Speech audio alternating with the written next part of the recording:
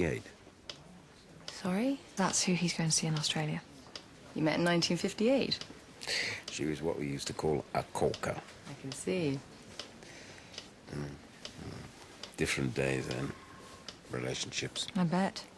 But yours obviously lasted. Ours lasted 25 weeks, 4 days and 6 hours. So you and she didn't marry? She was married when I met her. She was married when she was 17. She was too young. She knew that. When her husband found out about us, he packed the bags, rustled up 10 quid, which is what it cost to emigrate in those days. Off they went. That must have been hard for you. It was hard for us all. It was hard for him. He loved her just as I loved her. Otherwise, he'd have given her up. Are you married? Yes. Would you fight for your husband? Would you go halfway around the world to hang on to him? I don't see why not. I think Michael's worth doing that for. I'm all for fighting for what you want. Oh, do you know if anyone's gone for my batteries yet? Sorry, excuse me. Miss Naylor, can I have a quick word, please? I've got a little problem with my time. Seems like I'm double booked this morning. There's a funding meeting about the possibility of upgrading Darwin. Mrs. Beecham.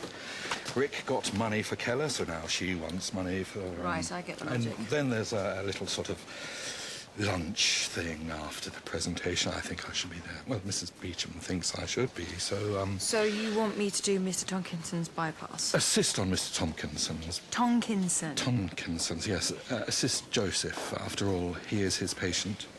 But is he available? This problem on AAU, Well, we'll soon find out. Mr. Byrne? Yeah. Mr. Tonkinson's bypass. I was just going to speak to him about it. Well, we've already done that. Really? Yes, I'm sorry about that. Unavoidable. Traffic. Traffic? Well, that's funny. Miss Naylor said that you were in AAU. I heard you'd already been in and had been called away on a mission of mercy. Really? A little inaccuracy sometimes saves tons of explanation. What school held? Psyche. H.H. Monroe? Anyway, I'm unavailable for the operation. You lead, you assist. Can you go and talk to your patient, please? You need to think on your feet if you're going to play truant. Come on. We need to have a talk. Don't we?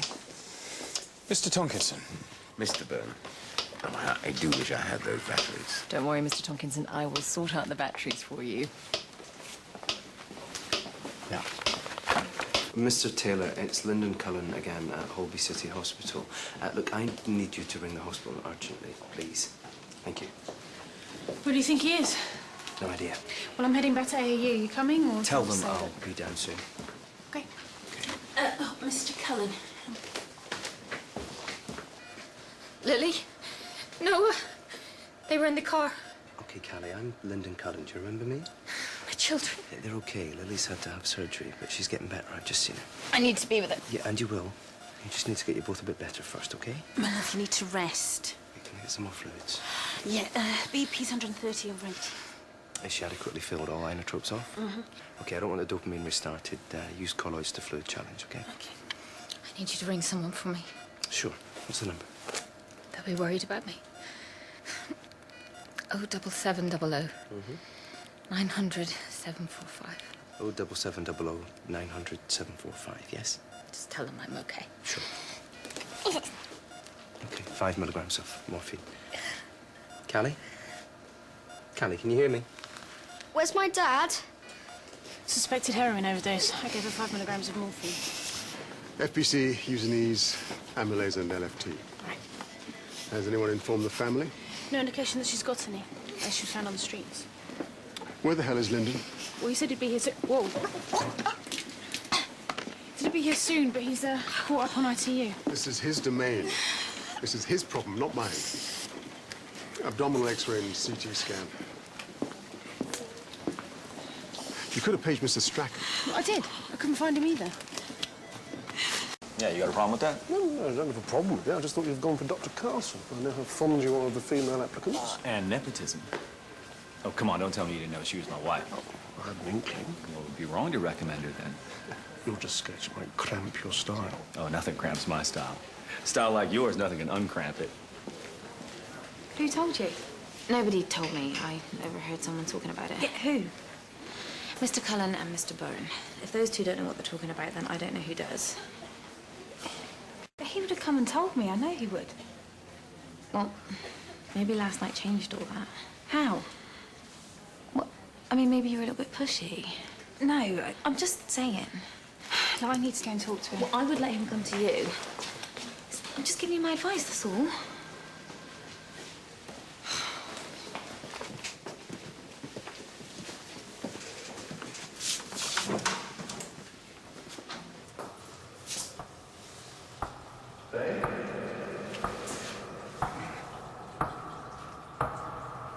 Hi. You all right? You don't look well. I'm fine. You really shouldn't be here. Why? People could talk. No. Look, last night, Yeah? thank you For... not letting me drive. It was stupid of me. Right. Anytime. It won't happen again. Won't it? No. Anything else? The flat. I sort of left in a hurry this morning. Yeah, you did, didn't you? Was it, Don't you mean were there? Were there any telltale signs? The answer is you wouldn't know anybody who'd been there. Does that put your mind at rest?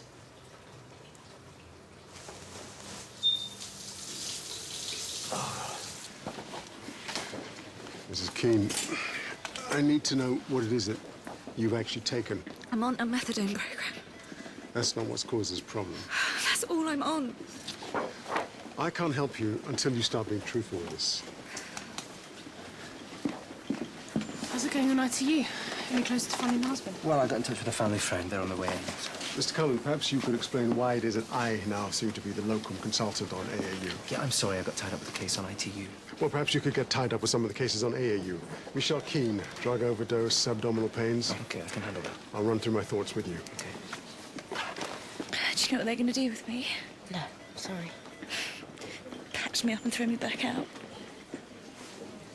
Look, I don't know anything about street drugs. But what I do know is the only way anything's going to happen is if you want it to happen.